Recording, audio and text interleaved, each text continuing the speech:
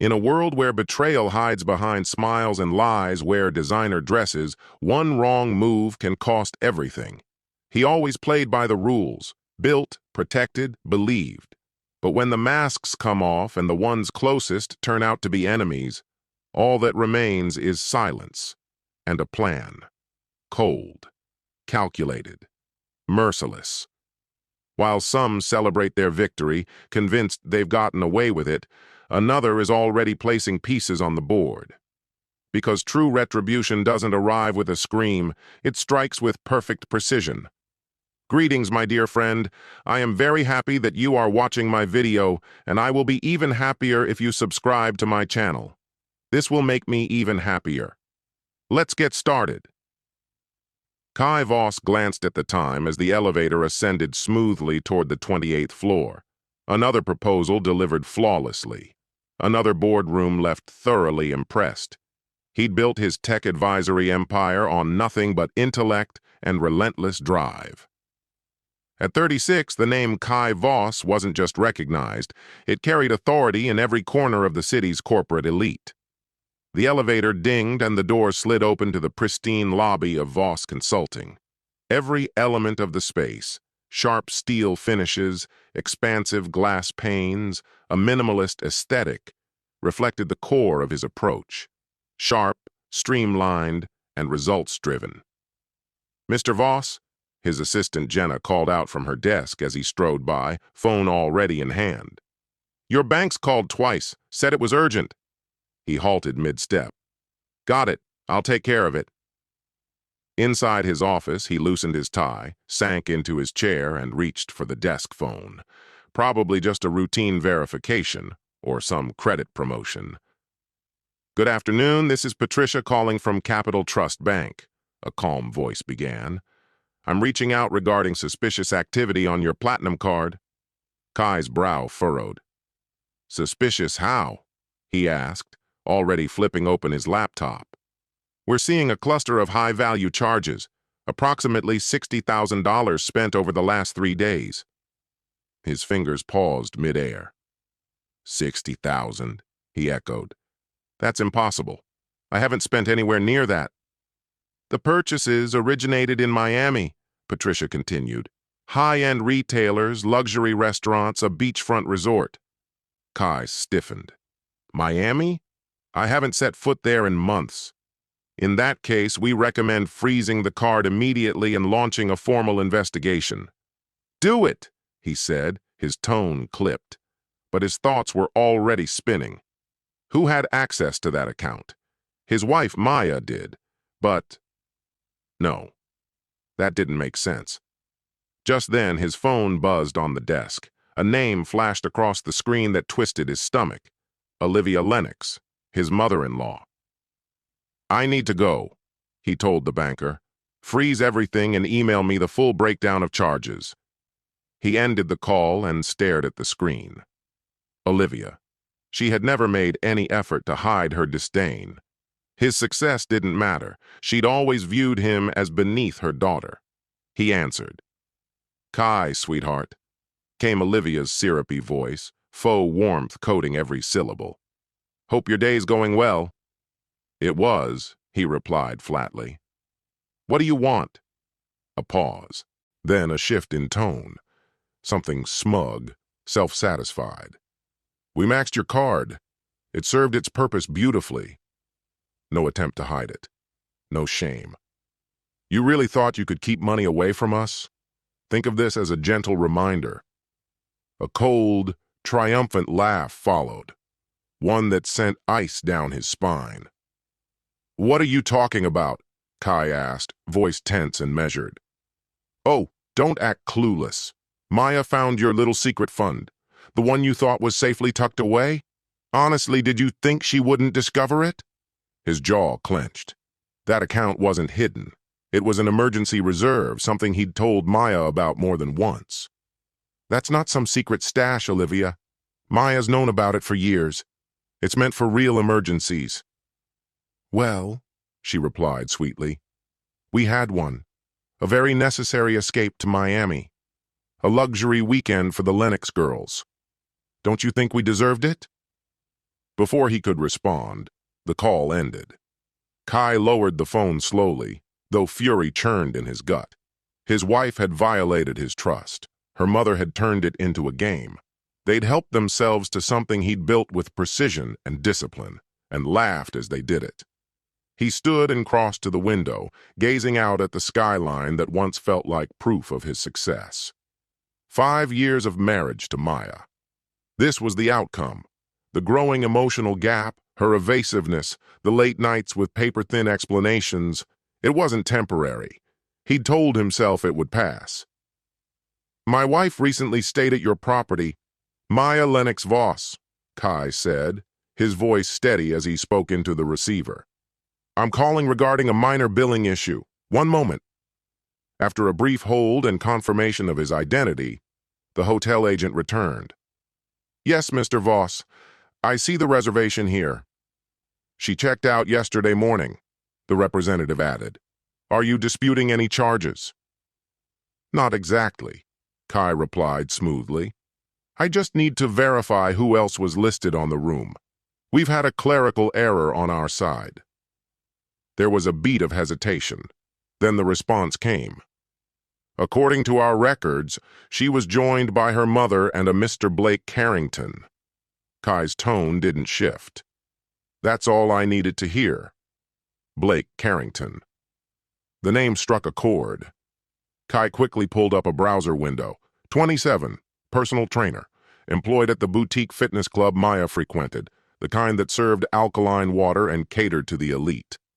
His social media was a glossy reel of beach abs, motivational quotes, and glamorous clientele, mostly women with time and money to burn. It all made sense now. The missing luxury watch. She was spoiling her trainer with his money. The front door clicked open. Maya was back. Kai shut the laptop and listened as her footsteps echoed through the apartment, the gentle rustle of shopping bags, the confident rhythm of heels on polished stone. She hummed softly, the sound of someone pleased with themselves. When she entered his office, her smile was magazine perfect. "You're home early," she chirped, leaning in for a kiss. He tilted just enough to avoid her lips. "How was Miami?" His tone was flat, unreadable. There was the slightest flicker in her expression, a pause, quickly masked. "What are you talking about?" "Your weekend getaway. You said you were at the lake with Lisa, but the Eden Royale in Miami confirmed a checkout under your name yesterday. You, your mother, and Blake Carrington." Her laugh came too quickly, brittle at the edges. "That's got to be a mistake." "Oh? So the $60,000 charge to my card wasn't you either? The luxury hotel, the chartered yacht, the private flight, the watch?" He ticked off each item with surgical precision. With every word, the color drained from her face. "That watch?" he added, voice cool. "Hope Blake liked it." "Kai, let me explain." "No need." He swiveled the laptop around to face her. "The bank thought it might be fraud." He let the words settle. "But it wasn't a scammer. It was my wife. And her mother." Her mask cracked. "It wasn't what you think," she said quietly. "Mom believed you were hiding money. She told me you had a secret account." "You mean the emergency savings? The one I've mentioned multiple times?" "She said you were preparing to leave, that you were hiding assets. And your answer to that was to burn through 60 grand on a luxury fling with your trainer?" "He's not my—" she started, then faltered under his stare. "He just came with us. Mom said we needed a break. You didn't just lie, Maya. You stole from me. You and your mother both." Tears welled in her eyes, but Kai recognized the maneuver. He'd seen it before. The carefully timed tears, the breathy remorse, the gentle reaches meant to keep him on the hook. Not this time. "You'll regret this," he said quietly, voice carved from stone. "Kai, please. We can fix this. I'll pay it back. Mom just—" "Leave my office." She reached for his arm. He stood and took a step back. For a moment, her expression shifted. Not performance, but something real. Fear, maybe. Good. I'm sorry, she said softly. Just don't do anything drastic. He met her gaze, his smile colder than winter. You know me better than that, Maya. I don't do drastic. She lingered in the doorway, but he didn't offer another word. She finally turned and closed the door behind her, the latch clicking shut with quiet finality. Kai picked up his phone. Zachary? It's Kai. I need a favor. They met at a quiet lounge on the outskirts of downtown, far from the places Maya and her mother were known to haunt. Zachary Huxley was already seated when Kai arrived, nursing a glass of scotch. You look like hell, Zachary said, not unkindly. Appreciate that, Kai muttered, signaling for a drink. Once the server left, he spilled everything. Zachary listened, absorbing every detail. Years in financial crimes had made him hard to surprise, but this still earned a low whistle. Your mother-in-law's got guts, I'll give her that. Charging it all to your card and walking around like it's nothing, that takes some nerve. They think I'll just take it, Kai said, voice quiet but sharp. Zachary raised an eyebrow. Will you? Kai paused, gaze steady. What do you think? Zachary's smile held a shadow of something darker than amusement. He'd known Kai since their university days. Watched him climb from a scholarship student to a powerhouse in the business world. They've really underestimated this situation, Kai said quietly, his voice edged with controlled fury. Tell me, do I have a legal case? Against Olivia? Absolutely, Zachary replied. She confessed to using the card under false pretenses. That's fraud, plain and simple. Maya's more complicated. She was an authorized user, technically. But the way she spent the money? Malicious. No question. Kai's jaw tightened. I'm not just looking to file charges and walk away. I want them to feel it. What it's like to lose everything they took for granted. Zachary studied him carefully, the humor gone from his eyes. This isn't just about the finances, is it? Kai slowly rotated the glass in his hand, letting the amber liquid shimmer under the low light. You know how hard I fought for this life. My father left when I was 12. My mom worked herself to the bone, 3 jobs, just so we wouldn't lose the house. I paid every cent of my tuition. I built my business from nothing. And now Maya and Olivia think they can treat what I earned like it's a shared piggy bank. Zachary hesitated, choosing his words. Is there any chance you and Maya could fix this? Kai's gaze turned cold. This wasn't a slip-up, Zachary. She planned it. And let's not forget the trainer. You think she's sleeping with him? He gave a half shrug, more exhausted than angry. Does it even matter anymore? She bought him an $8,000 watch. With my money. Zachary's face hardened. So, what's the plan? First, I'm confirming whether Olivia accessed my accounts illegally. I can help with that, Zachary offered without hesitation. Still have a few contacts in the fraud division at the bank. I need to lock everything down, Kai said. If they've crossed this line once, they won't hesitate to do it again. Move your money. Set up fresh accounts, ones they can't trace, Zachary advised. He leaned forward slightly, voice lower now. But be careful. If you're planning to hit back, every move has to be airtight. Always, Kai said, lifting his glass. To justice, he declared. To revenge, Zachary corrected with a quiet edge, mirroring his toast. That night, Kai returned home to find Maya already waiting in the living room. She'd changed into the silk gown he'd gifted her on their last anniversary.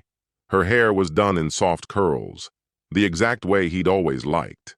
The space glowed dimly, lit by scattered candles that cast flickering shadows on the walls. A peace offering, or more likely, a calculated distraction. I made your favorite, she said softly, stepping forward. Thought maybe we could talk over dinner. I'm not hungry, Kai said as he slipped off his jacket and walked past her toward his office. She followed, her composure beginning to crack when he didn't acknowledge the effort she'd made. "Kai, please." Her voice trembled. "I know you're furious, and you have every right to be. But we need to talk this through." He turned slowly, expression unreadable. "Talk about what? That you lied? That you stole from me? You and your mother used my money to fund a luxury getaway for yourselves and your trainer. Tell me what justification makes that okay." "She said you were hiding assets," Maya burst out. "Olivia told me if we didn't move quickly, you'd freeze me out completely. She showed me documents, transfers, bank statements, accounts I'd never seen before."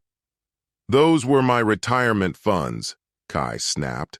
"My emergency reserves, my investments, the ones I told you about, explained to you for years." He shook his head in bitter disbelief. 5 years of marriage, and you still trusted her word over mine." She reached out, her fingers brushing his arm with a tenderness he once knew so well. "I was naive. I see that now. But we can rebuild. This doesn't have to be the end." For a fleeting moment he saw the woman he had fallen in love with, her eyes soft with regret, her touch familiar and warm, stirring some buried piece of the man who had once believed in forever. But underneath that, he now saw the strategy, the carefully measured sorrow, the practiced vulnerability. "I've got an early start tomorrow," he said, his voice quiet and firm. "I'm going to bed." He removed her hand from his arm, not violently, but with finality. "I'll be in the master. You can take the guest room." Her smile wavered, cracking ever so slightly. "If that's what you need." As he walked away, her voice followed him. "I still love you, Kai. That part was always real." He didn't turn back. Her actions had already spoken louder than any apology. The next morning, his phone buzzed with a call from Olivia. He let it go to voicemail and waited a few minutes before playing it back. "Kai, darling," she cooed. "Maya tells me you're all worked up over a little shopping spree. Don't be so dramatic, it's just money. And let's be honest, you've got plenty of it. Let's talk it out over dinner, My treat. Just kidding. You'll pick up the tab." The arrogance in her voice, the smug entitlement, it only solidified his resolve. Olivia had always seen him as beneath her, an outsider who would never be worthy of the Lennox name. That ended today. That evening, she showed up uninvited. Maya let her in without hesitation, and the two of them lounged in the living room like nothing had happened, sipping wine and whispering like co-conspirators. It wasn't until Kai stepped out of his office that they even acknowledged his presence. "There he is, my favorite son-in-law," Olivia called out cheerily, as if her voicemail didn't exist. "Come join us. We're just catching up, having a nice little chat." Kai gave her a measured smile. "Olivia," he said smoothly. "What a surprise." She returned his tone with feigned sweetness. "I thought it was time we cleared the air." This farce had gone on long enough. Absurd, really. Kai sat across from her, his face unreadable, every movement deliberate and calm. "So that's what we're calling outright theft now?" he asked, his tone dry and level. Olivia chuckled, light and dismissive, flicking her manicured fingers through the air like she was brushing away lint. "Oh, please, spare me the dramatics," she said airily. "It was just a temporary advance. We'll return it soon enough." Kai didn't raise his voice. "A loan typically requires agreement from both parties." "We're family," she replied, as though that nullified every law and moral code. "What you own is Maya's, and what's hers, well, it's mine by extension. That's how things operate in this family." She sipped casually from her glass of Merlot. "Frankly, you should be grateful." "Grateful," he echoed, his voice like stone. "Because you didn't cause more damage while draining accounts my daughter depends on?" "They weren't hidden," she replied coolly. "They're diversified portfolios, retirement savings, emergency funds, investments I've discussed with Maya countless times." Olivia shot Maya a pointed look. The younger woman dropped her gaze to the floor, refusing to meet her mother's eyes. "Then you clearly didn't explain it very well," Olivia said smoothly. "Poor girl thought you were secretly stashing money to disappear one day. And her reaction? She maxed out my card. Not theft, darling. A wake-up call." Her smile curved into something sharp and merciless. "No one crosses the Lennox and walks away unscathed, Kai. That's just how it's always been."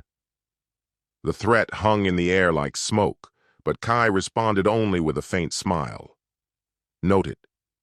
Later that night, long after Olivia had departed, Maya approached him hesitantly.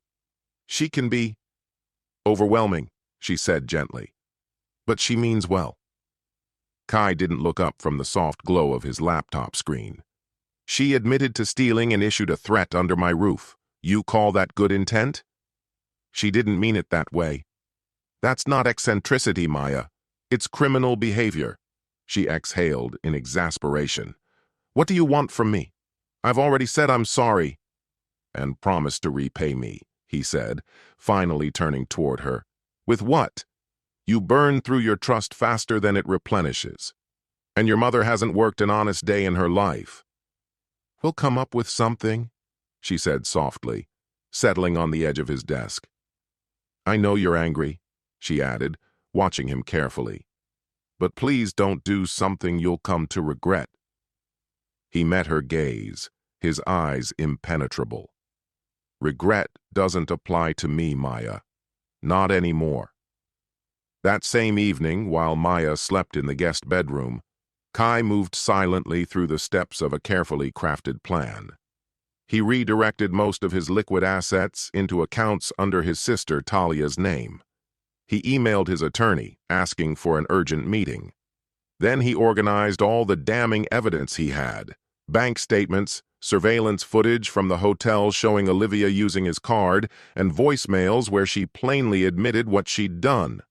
The Lennox had long believed themselves immune to consequences. They were about to discover just how wrong they were. By morning, Kai sat across from his lawyer, Daniel Maxwell, who studied the compiled documents with furrowed brows. "This is classic identity theft," Daniel said. "We could press charges immediately." "Not yet," Kai replied. "The timing has to be right. You delay too long and the case might lose traction." "I'm not dragging my feet, I'm laying the groundwork," Kai said, leaning forward. "First move is getting the bank to acknowledge the fraud and reverse the damage." He paused for effect. "After that, I want Olivia charged. No leniency, no compromises." Daniel's gaze sharpened. "This isn't just about recouping losses, is it?" "It's about justice," Kai said, "and ensuring they don't pull this on someone else." "And Maya?" "She made her decision." In the days that followed, Kai acted with clinical precision. He submitted a thorough fraud report to the bank, complete with video of Olivia charging purchases, her voicemail admission, and signed statements from hotel employees confirming her deception. With a discreet push from Zachary, Kai's longtime friend with deep ties in the financial world, the bank didn't just reverse the charges. They also flagged Olivia Lennox's name with a high-risk fraud alert, setting off warnings across multiple institutions. Simultaneously, Kai sat down with his financial advisor to restructure his portfolio. On the surface, it appeared his business was taking a hit, offloading properties and assets to survive a rough patch. In reality, he was securing everything behind a wall of confidentiality, far from Lennox's hands. "You're absolutely sure?" the advisor asked. "This could ding your credit temporarily." "I'm sure. On paper, I need to look like I'm cornered." The advisor didn't question him further. He'd worked with Kai long enough to know that appearances were just one layer of the plan. The final piece was Talia. Kai's sister had chosen a quiet life in academia, teaching anthropology at a local college. She lived simply, had no connection to the Lennox, and above all, he trusted her completely. "You want me to hold your money?" she asked, eyebrows raised. "Why not just open new accounts under your name?" Because they're monitoring everything I touch, Kai explained. If they see any sudden shifts, they'll know I'm protecting my assets. I need this to happen without a trace. You think Maya would make a move on it? If anyone would, it's Olivia, Kai answered, his voice laced with wary intent. She's got the cunning to follow the money trail if she gets suspicious. Talia's breath left her in a slow, thoughtful exhale. Concern crept across her features. It must be worse than I realized if you're locking things down like this. Kai's jaw tensed as he spoke. This isn't just about the cash, Talia. They broke something deeper. My trust. And what cuts the most? They don't feel an ounce of shame. They actually think they were entitled to it. She reached across the table and took his hand with quiet resolve. Then they'll get what's coming to them. I've got your back. With his accounts now locked and protected, Kai turned his attention toward legal recourse. He consulted with a criminal defense attorney who dealt specifically with financial misconduct, cases involving fraud, identity misuse, and cyber embezzlement. From the documents you've brought, the lawyer said after studying the evidence, we're looking at more than just identity theft. This includes credit abuse and likely wire fraud, since the money crossed state lines. These aren't minor charges, they're federal crimes. Kai gave a measured nod. What sort of punishment are we talking about? If she's found guilty, prison is on the table, the attorney said plainly, and steep penalties. Her financial credibility would be wrecked. No bank would lend to her again. Sounds just, Kai replied, cool and even. But as you noticed, I haven't officially reported it yet. The lawyer raised an eyebrow. I did notice. Can I ask why you're holding off? Strategy, Kai said. I want everything aligned before making a single move. The attorney studied him for a beat. Be mindful. Retaliation has a way of clouding judgment. Kai's voice was steady. There's no fog in my mind. I've never seen things more clearly than I do now. At home, he carried out his plan with exacting discipline. He kept Maya at arm's length, not overtly cruel, just distant, cold, aloof. He maintained his routines, stayed late at the office, and disappeared into his study for hours. Maya cycled through tactics, remorseful apologies, outbursts laced with desperation, exaggerated sadness. Then she changed course. One evening, poised on the edge of his desk, her voice shifted from pleading to practical. Let's be rational, she said. What's done is done. The money's gone. What's the point in dragging this out? Can't we just move forward? Kai looked at her with measured disdain. So that's what accountability looks like to you? The money's gone. Let's forget it ever happened? She huffed with thinly veiled annoyance. Don't twist my words. You know what I meant. Maybe there's a way to settle this, she suggested. You could deduct it from my monthly stipend? Your stipend, he repeated slowly, comes from my earnings, Maya. Her temper flared. Then what do you want from me? She stood abruptly, face tightening. I've said I'm sorry. I've tried to make it right. What else can I do? For the first time in months, Kai truly saw her, unfiltered. The arrogance, the refusal to own what she'd done. Try understanding why it was wrong, he said, voice low. Not because I was hurt, not because you were caught, but because it was wrong on principle. I know it was wrong, she snapped, then added, but my mother... He closed his laptop with a hard thud. You're 32 years old. Your mother stopped being a valid excuse a decade ago. Her face flushed crimson. You've never respected the relationship I have with her? No, he replied, rising to his feet. I've always seen how much she owns you. She gives the command and you follow blindly, even if it means betraying your own husband. That's not fair. Isn't it? He shot back. She told you I was hiding assets, and instead of talking to me, you stole my card, flew her first class to a luxury resort, bought gifts for your personal trainer. Blake is a friend. A friend who gets watches worth 8 grand? Kai laughed without humor. I don't care what he is to you. What I care about is who you've become. Because right now I don't recognize you at all. Maya's eyes shimmered, the tears welling fast. You're being so cruel. No, Kai said flatly. I'm being truthful. You should try it sometime. She stormed out, slamming the door behind her. Kai didn't even blink. He turned back to his laptop and resumed working. The tears, though real, weren't from guilt. They came from losing control. For years, she'd wielded emotion like a weapon, but it wouldn't work anymore. Later that week, Olivia extended an invitation to dinner at her country club. Much to Maya's shock, Kai agreed to attend. You're actually going? She asked, clearly suspicious. Why now? He gave a nonchalant shrug. It's a family affair, right? Isn't that what you and your mother keep saying? Time to let bygones be bygones?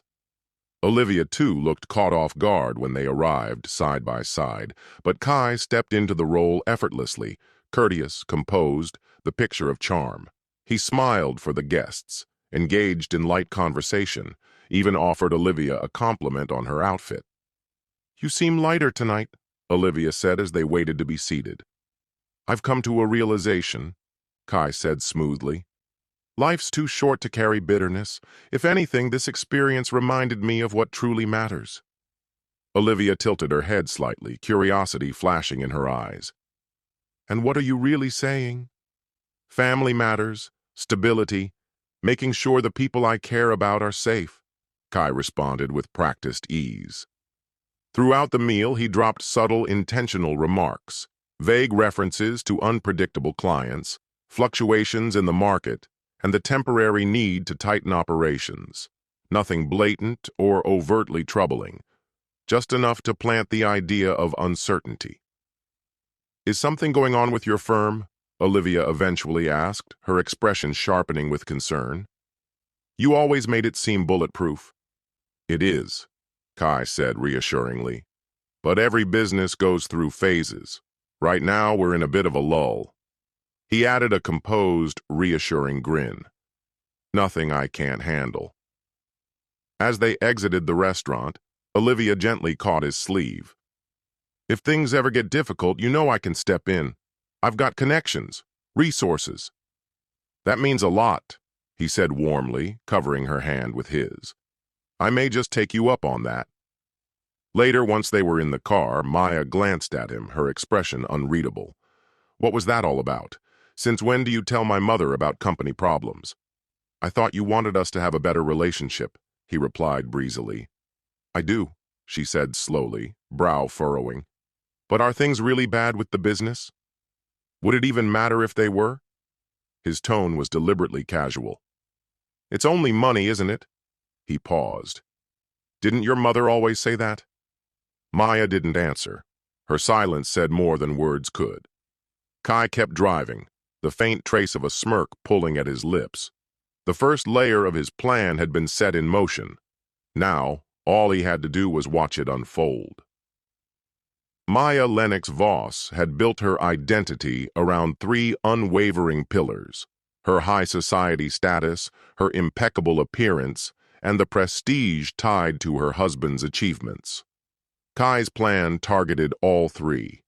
The opening move struck at her most beloved institution, the charitable organization closest to her heart.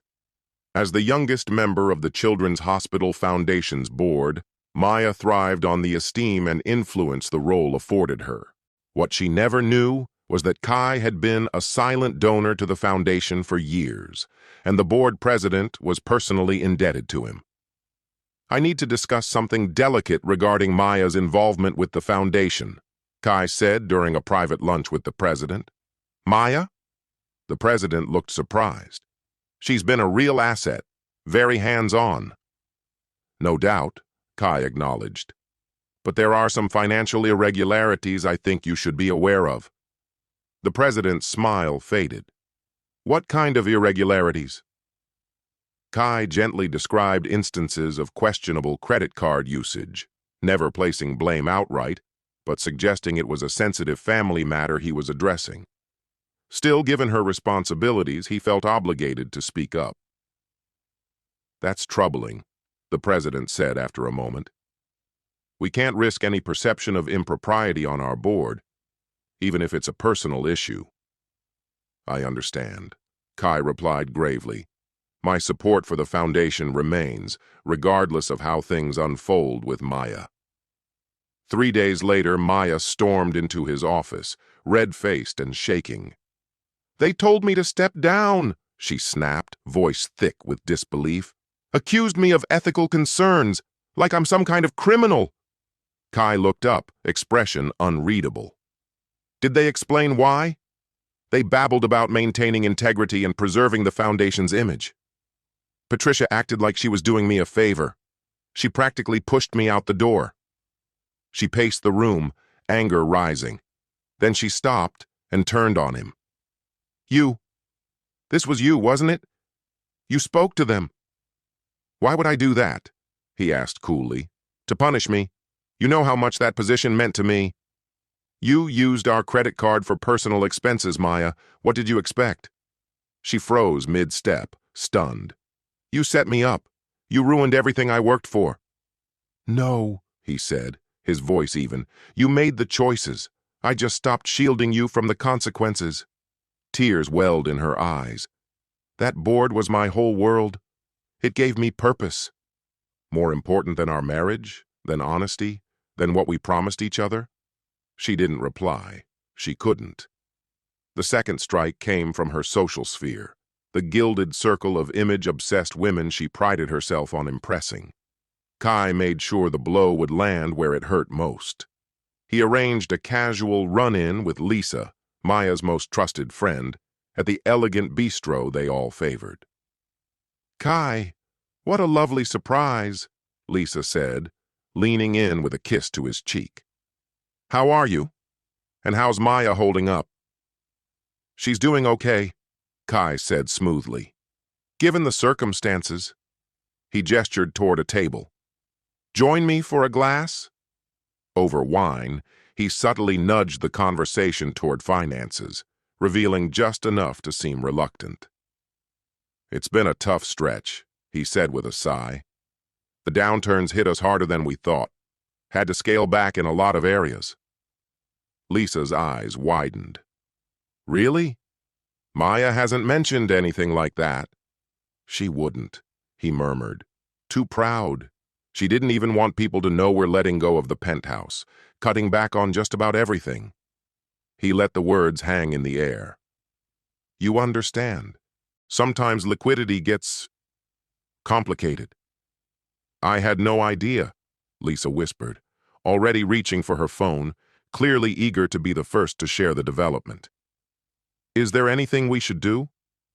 "Just stay close to Maya," came the quiet reply. "She's going to need allies now more than ever." It didn't take long for everything to shift.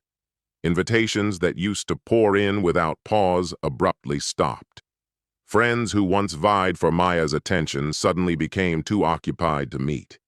When she did manage to show her face at social functions, conversations would dry up the moment she arrived, replaced by awkward glances and uncomfortable silences. "What is going on with everyone?" she asked one night, storming in from a charity event where she'd been subtly, but unmistakably, excluded. "Veronica practically ignored me," she said, voice tinged with disbelief. "And the Hendersons, who begged us to join their table for months, suddenly said it was full." Kai looked up from the book he was reading. Maybe their plans changed. "It wasn't just them," she snapped. "Something's off. Lisa keeps giving me these weird, sad little looks, asking if I'm okay like someone died." She hurled her clutch onto the couch in frustration. "What have you been saying to people?" "Only the truth," Kai said, calm as ever. Her breath caught. "What truth are you talking about?" "I haven't misled anyone about our situation." Her face paled. "What situation, Kai? What exactly have you told them?" "I said we're reassessing our finances, making lifestyle adjustments." "Adjustments?" Her voice rose. We are not adjusting anything. Aren't we? He countered, meeting her eyes. My firm is scaling down. We're liquidating assets to cover some unexpected expenses. His tone flattened. 60 grand worth of them, to be precise. You're doing this to punish me. No, he replied without flinching. I'm being transparent about the consequences of your choices. But the blow that hurt the most came from someone she'd never thought would turn on her. Blake, her personal trainer. He'd once been reliable, even doting, but once the rumors of financial strain began circulating, his availability mysteriously vanished. Calls were ignored. Replies to her messages became short, cold, mechanical. He canceled again, she said one morning, jaw clenched. That's 3 sessions this month. He's never done that before. Busy guy, Kai murmured behind the cover of his newspaper, eyes fixed on the page. He's avoiding me, and I think I know why. She crossed her arms, glaring at him. Did you talk to him? Why would I talk to your trainer? To sabotage that relationship too, she hissed. You're systematically tearing down everyone around me. Kai finally folded the paper and met her gaze. Has it occurred to you that maybe Blake was only sticking around because of what you gave him? The perks, the gifts, access to wealthy contacts. Maybe now that the money's drying up, he doesn't see the upside anymore. Her face crumpled. That's an awful thing to say. Or maybe it's the reality you're trying to avoid. He stood slowly, voice measured. You've built a life around people who were drawn to what you could offer. Status, wealth, connections. Take all that away, and what's left? The sound of her slap cracked through the room like a gunshot. Kai didn't flinch. Did that help? He asked, voice cool. Maya stepped back, shaken by her own reaction. I didn't mean to. No, you didn't, he cut in sharply, but you did. Add it to the list. Then he turned and walked away, leaving her in the ruins of the life she had once held together with glitter and charm. Her reputation, her inner circle, even her once loyal trainer, gone. She was left standing in the wreckage, and Kai, he was just getting started. Olivia Lennox liked to think of herself as a financial powerhouse, though in truth, she'd never managed a budget or closed a deal in her life. Her sense of business savvy came from marrying well and spending even better. But behind the polished exterior, Olivia was bleeding money. She leaned heavily on loans from wealthy friends to keep up appearances, and had even begun skimming from her son-in-law's accounts. She lacked strategy, but not hunger. Olivia craved extravagance, status, and the kind of influence that couldn't be bought honestly.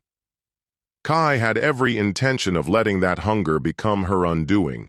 His moment came during a lavish dinner hosted by mutual contacts. Kai made sure Zachary was invited, with a backstory designed to draw Olivia in. Olivia, this is Zachary Huxley, Kai said smoothly as they approached the bar. A longtime friend, and by far the sharpest mind in high-stakes finance I've ever met. Her eyes lit up. A financial strategist, is that right? And what firm are you with? She asked, her voice sweet, though her curiosity was anything but casual. I run a boutique private equity firm, Zachary said with practiced ease. We design personalized portfolios for a highly selective client base. How selective? She asked, raising a perfectly manicured brow. Extremely, Zachary said with a polite smile.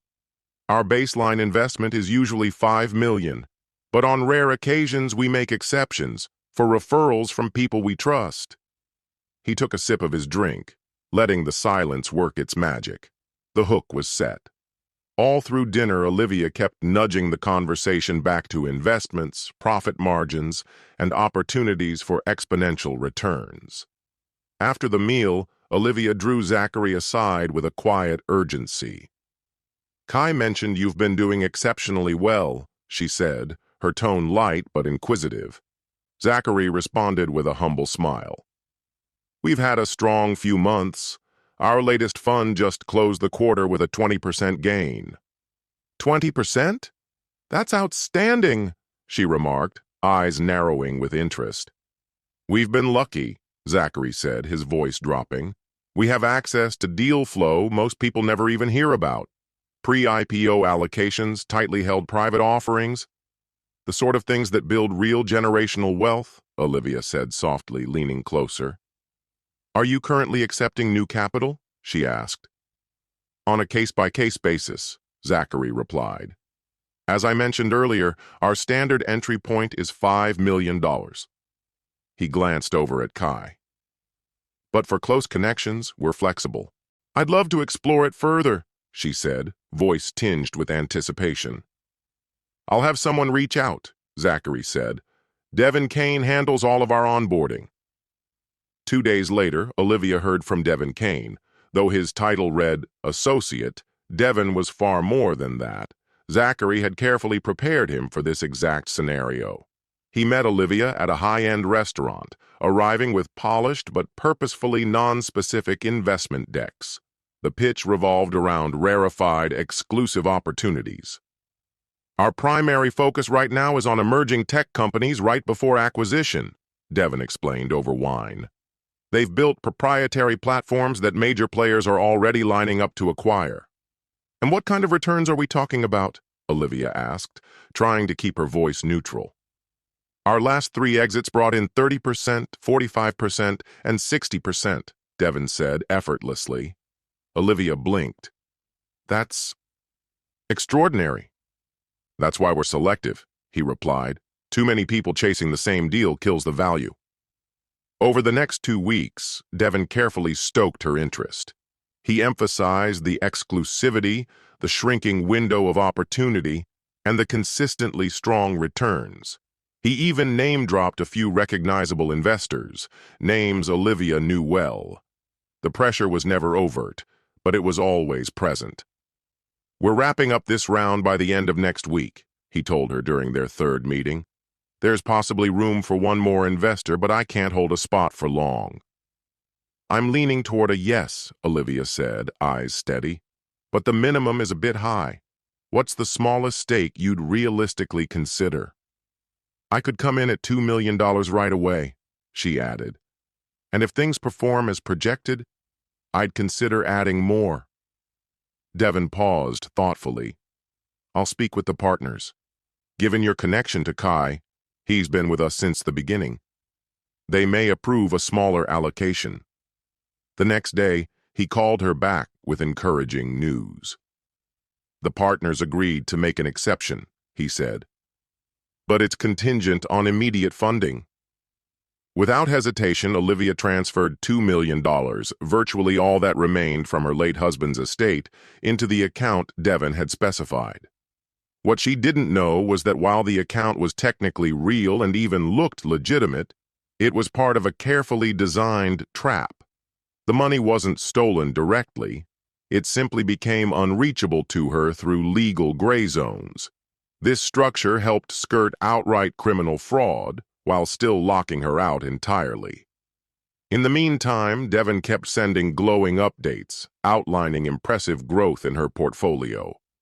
Behind the scenes, Zachary and Kai were compiling records, constructing a narrative that positioned Olivia as a willing participant. They documented her excitement, her disregard for proper due diligence, her hunger for outsized returns. Eventually, they would use this evidence to argue that she hadn't been tricked. She had jumped in with her eyes open, ignoring red flags any prudent investor would have questioned. One evening, her daughter Maya noticed Olivia's sudden preoccupation with finances. "You've been really focused on something lately," Maya said cautiously. "What's going on?" "It's a private opportunity," Olivia replied vaguely. "Something discreet." "What kind of opportunity?" Maya asked, pressing. "One that will take care of our future," Olivia said. "That's all you need to know." "Does this have anything to do with Kai?" Maya asked. "I saw you talking to Zachary at the Morgans' dinner." Olivia waved the comment away. "Zachary only made the introduction. This is between me and my advisor." Maya hesitated. You always warned me not to invest in something I didn't fully understand. Are you sure this is the right move? I understand one thing, Olivia said, gently squeezing her daughter's hand. I understand returns, and these ones are too good to pass up. Soon we won't have to rely on Kai's money at all. We'll be secure. For a month and a half, the updates kept arriving. On paper, her $2 million had swelled to $3 million. I was encouraged. Olivia doubled down. She sold heirloom jewelry, liquidated artwork, and even took a loan against her home, funneling another $8,000 into the fund. Then, just as orchestrated, the silence began. Devon stopped replying. The updates ceased. When she tried to call the firm's main number, it was no longer in service. Panic set in. She reached out to Zachary. His voice, when he answered, was perfectly measured, concerned, but not alarmed.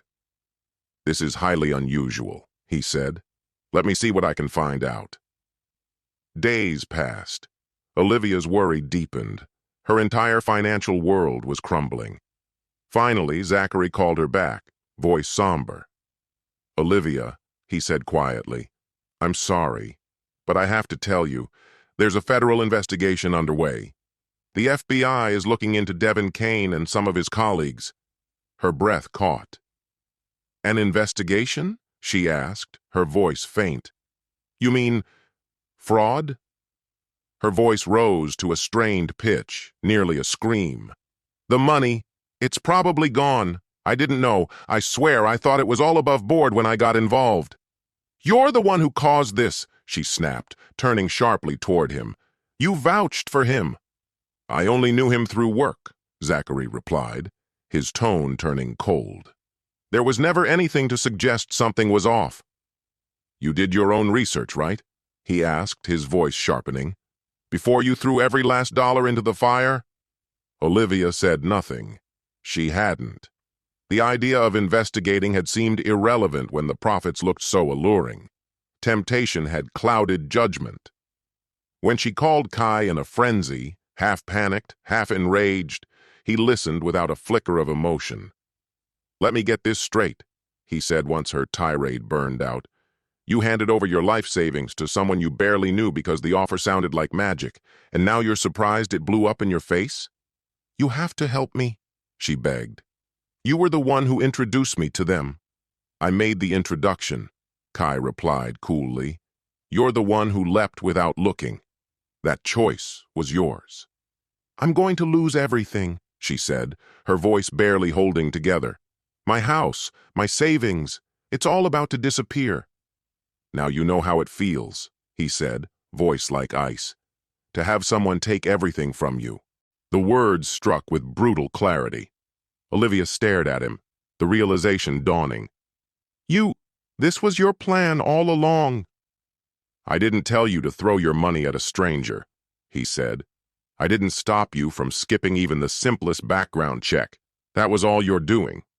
You bastard, she spat. I'll expose you. I'll go public with everything you've done. What I've done, he repeated with a bitter laugh. You mean putting you in touch with someone? That's not illegal.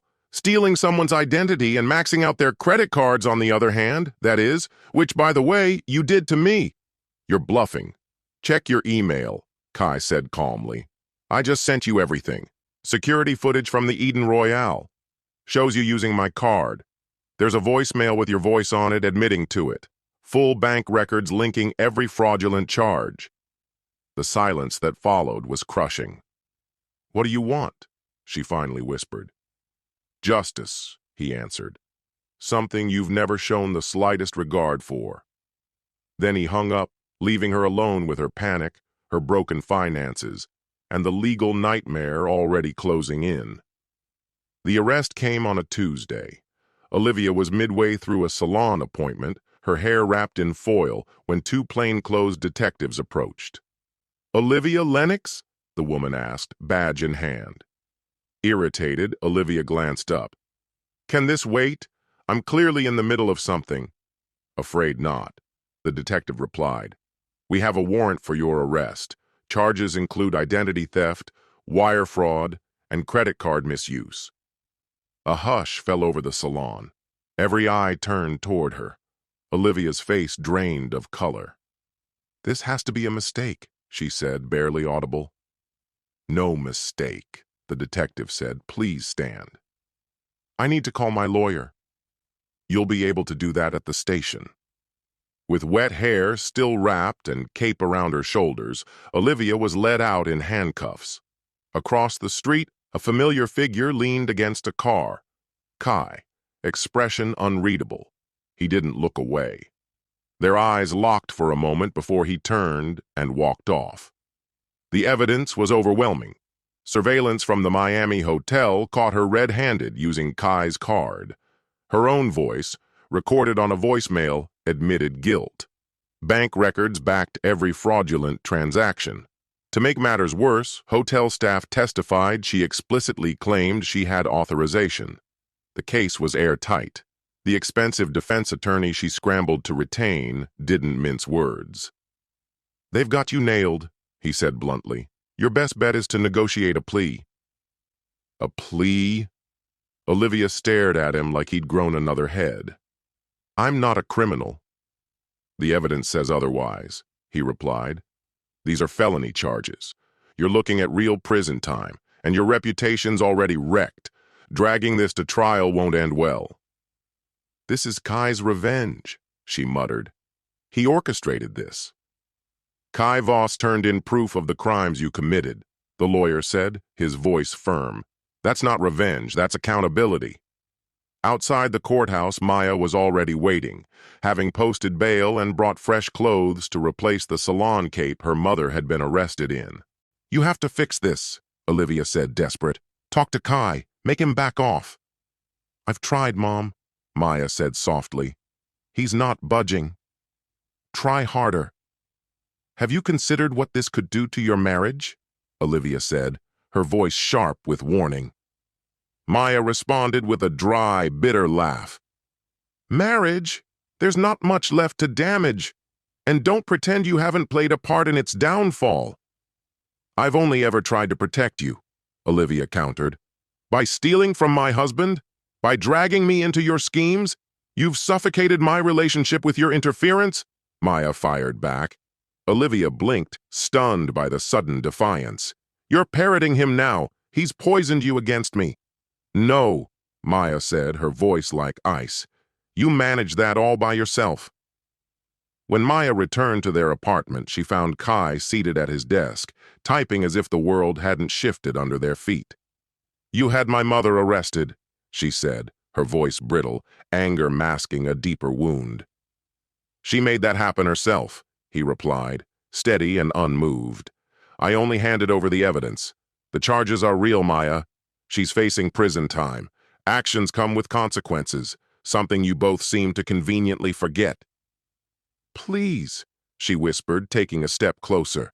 "Withdraw the charges. For me." Kai didn't flinch. "Why should I? She admitted to theft, tried to intimidate me afterward, and never once showed a trace of remorse." "She's my mother," Maya said, her voice cracking. "This will destroy her."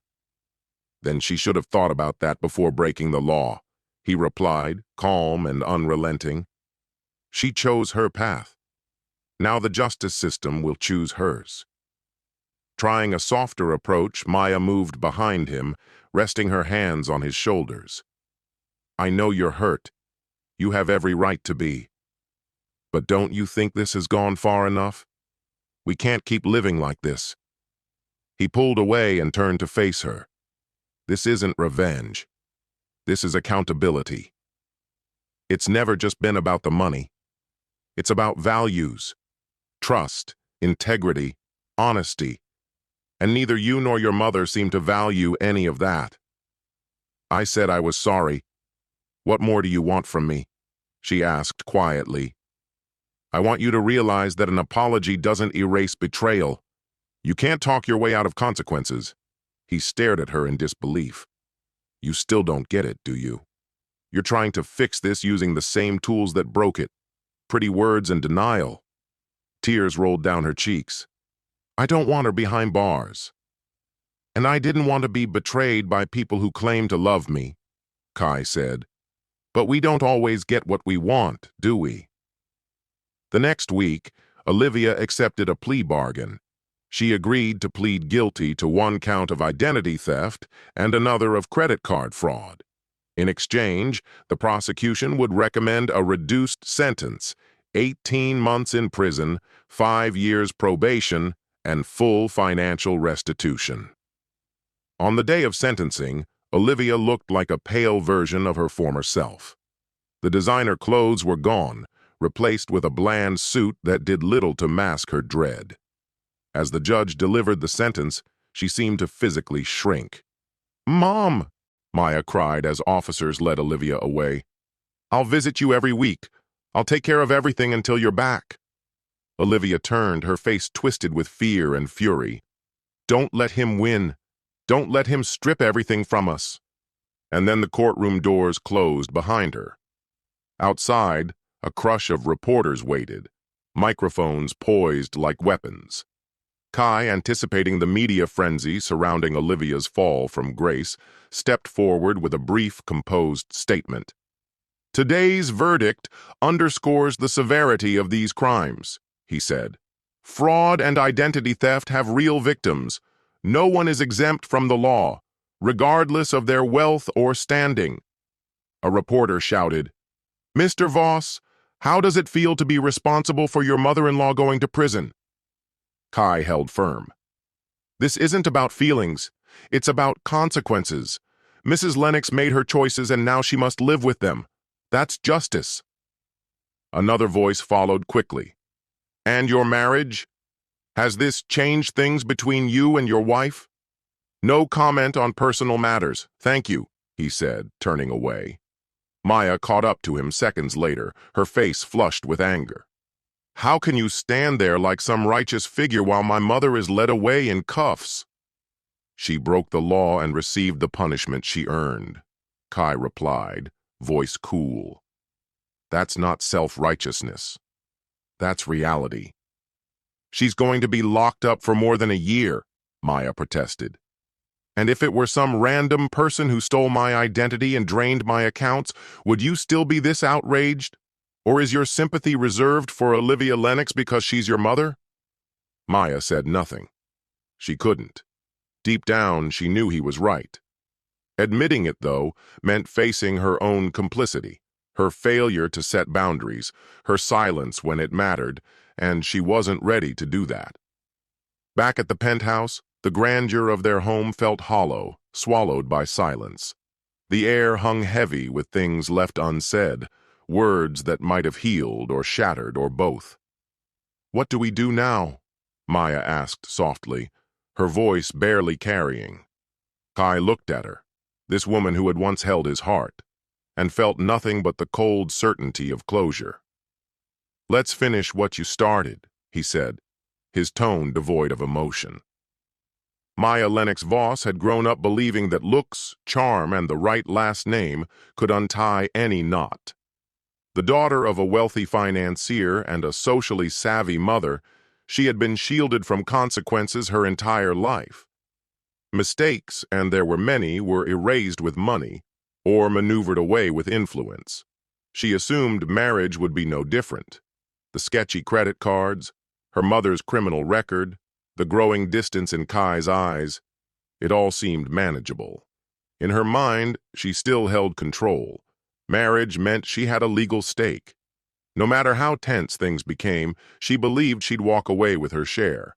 What she failed to see was that Kai had been quietly building a case, compiling proof, tracking every falsehood, every unauthorized charge, every hidden financial move since the day her betrayal surfaced. He had also been steadily enlisting the city's most cutthroat divorce lawyers.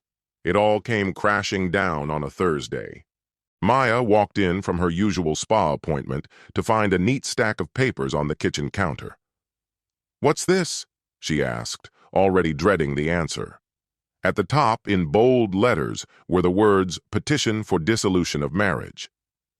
"Exactly what it says," Kai replied from the doorway of his office, his voice crisp. "It's over. Officially." She glanced through the first few pages, her frown deepening. You're filing under fraud and financial deception? That's right. This is ridiculous, she shot back. You're twisting a single incident to avoid a fair settlement. It's not just about that one card, Maya, he said, calm and unwavering. It's the deception, the unauthorized transfers, the personal loans you siphoned from our joint accounts, the continuous flow of money you funneled to your mother. Color drained from her face. How could you possibly? I've always had a head for figures. You know that. I didn't think it added up to much. Over 300 grand, he stated flatly. In just 3 years, taken without consent. That qualifies as financial betrayal, and in this state it's grounds for a fault-based divorce. The shock on her face quickly hardened into resistance. Fine, file it. I'm still legally entitled to half. That's the law. A faint, icy smile curved at the edge of his mouth. Check page 7. She rifled through the documents, scanning the fine print, until her hands froze and her face crumbled. This can't hold up. The prenup you signed says otherwise, Kai said. It clearly states that in cases of financial misconduct or aiding criminal behavior, the guilty party forfeits their claim to any marital assets.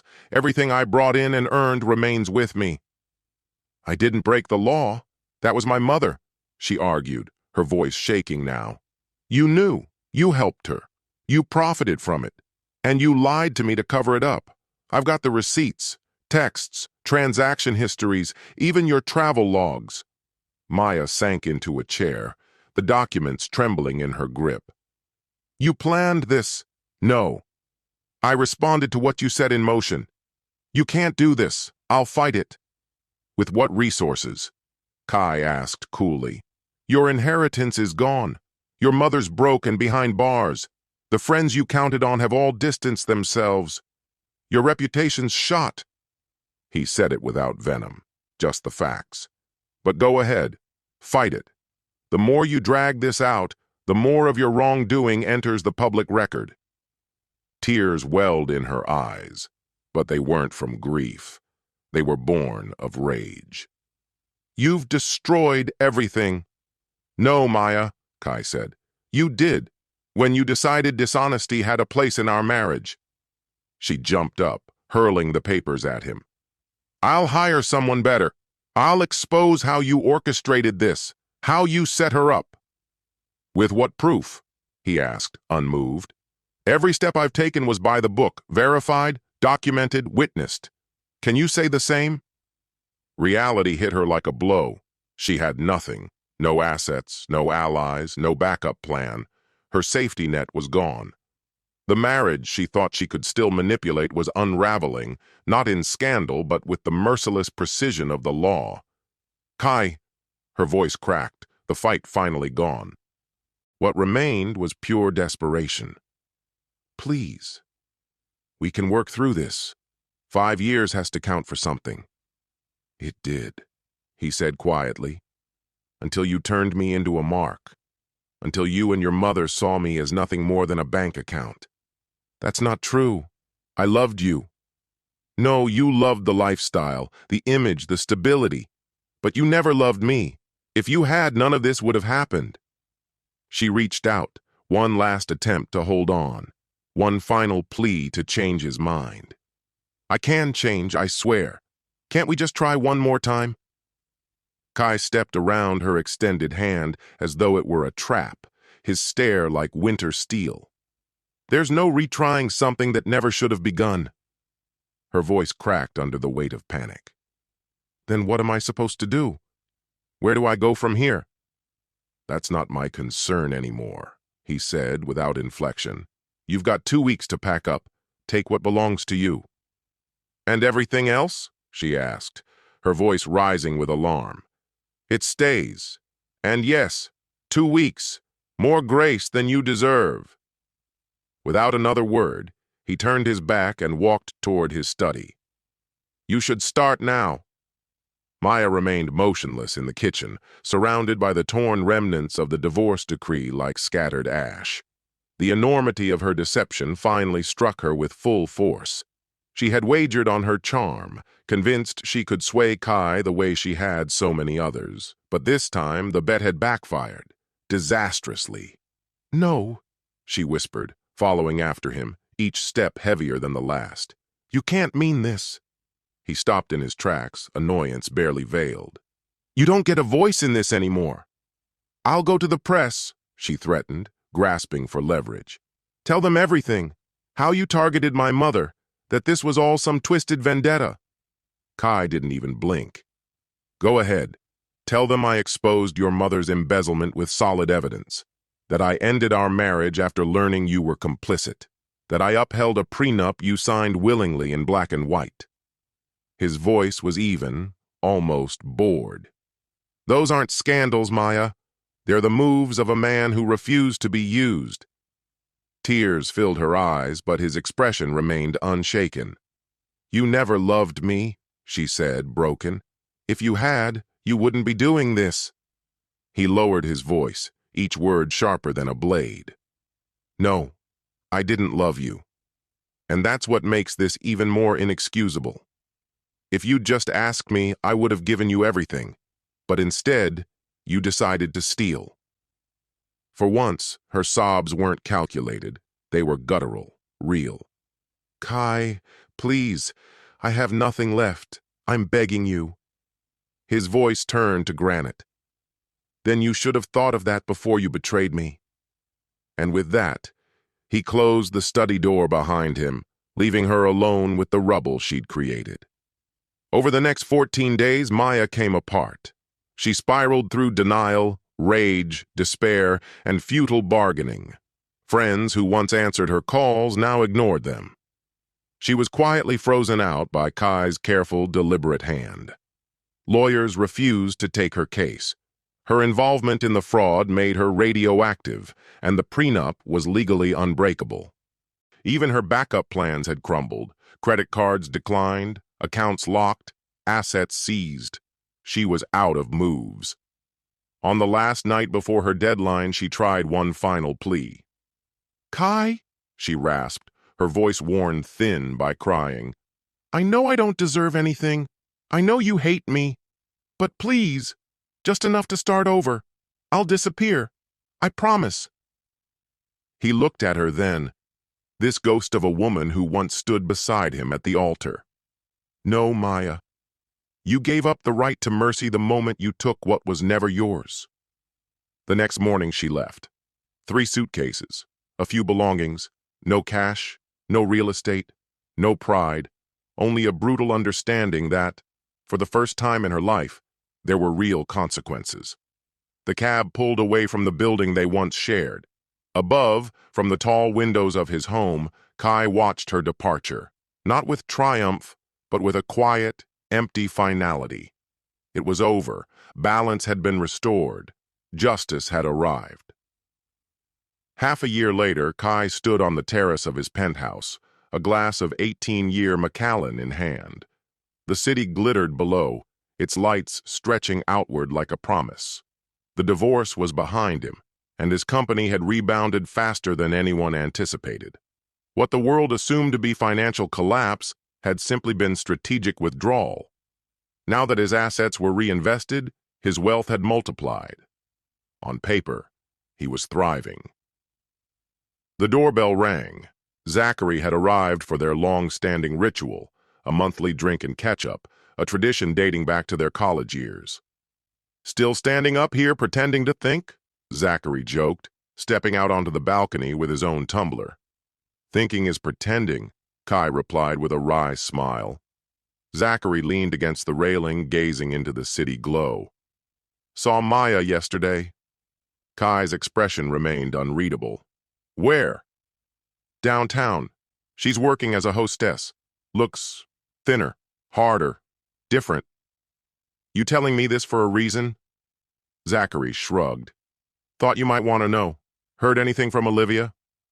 "Her lawyer called last month," Kai said, eyes fixed on the horizon. "She asked to revise the restitution agreement, claims she's having financial issues." Zachary tilted his head. "And?" I said no. Zachary chuckled, not surprised. Of course you did. Zachary took a measured sip from his glass, his eyes locked on Kai with quiet intensity. They must have done a number on you, he murmured, to drive you to this point so precise, so relentless. Kai's jaw tightened slightly. They didn't just break me, he said. They stripped me of everything, loyalty, trust, all of it. He turned to face Zachary fully, the weight of his past carved into the lines around his eyes. They mistook silence for surrender, but they underestimated me. The city buzzed faintly below them, a distant murmur from a world that once felt familiar and now felt foreign. It was Zachary who finally pierced the quiet. All that planning, every calculated step, do you ever stop and ask yourself, was it worth the price? Kai didn't answer right away. The question dug deep, deeper than words could reach without care. His thoughts drifted back to the day the bank called, cold and detached, delivering a blow with surgical precision, to the flash of victory on Olivia's face, the way she grinned like she'd claimed something permanent. And Maya, so unapologetically cruel, brushing aside her betrayal as if it were some harmless misstep. But what lingered most weren't their offenses. It was their unraveling. Olivia's blank stare as officers took her from the courtroom in chains. Maya's frozen expression when it finally hit her. There would be no windfall, no safety net. A slow, knowing smile crept across Kai's face. Every moment was worth it, he said, voice calm but firm. Zachary nodded once, a subtle acknowledgement of the path Kai had walked. So, what now? He asked. You've done it. You got your justice. What does Kai Voss do when the war is over? Kai drained the last of his scotch and set the glass aside. I move on, he said, steady. That chapter's closed. He lingered a second longer. A new one starts now, alone for a while. I've got no appetite for another miscalculation. Much later, after Zachary had left, Kai sat alone at his desk, buried in the early stages of a new acquisition. His phone lit up beside him. A news alert. Olivia Lennox denied early parole. He scanned the article. The once polished socialite reduced to a cautionary tale, her name now a footnote of disgrace. He read it in silence, then closed it without a flicker of feeling. Her story no longer intersected with his. A second notification followed. An email from Maya. Subject, I understand now. He hesitated, then opened it. I won't ask you to forgive me, she wrote. I know I don't deserve it, and I know you wouldn't. But I see it now, the destruction I caused, the loyalty I shattered, the respect I never gave you. You were right to end it how you did. It was the only language I could hear. I'm trying to build something honest now. No games, no angles. It's harder than I ever thought it would be, but it feels real. For once. I don't expect anything from this. I just wanted you to know. Kai read the message twice, dissecting every line, waiting for the catch, the manipulation, some echo of the old Maya, but it wasn't there. He didn't reply. Whether she'd changed or not was no longer his concern. He turned back to the work in front of him, the future he was crafting. Not just recovery, but reinvention. The Lennox had taken what wasn't theirs, and he had reclaimed every piece with interest. The account was settled, the reckoning complete. Our story comes to an end here. Share your thoughts in the comments. Thank you for taking the time to watch. If you enjoyed this story, please check out other videos on this channel. See you soon, my dear friend.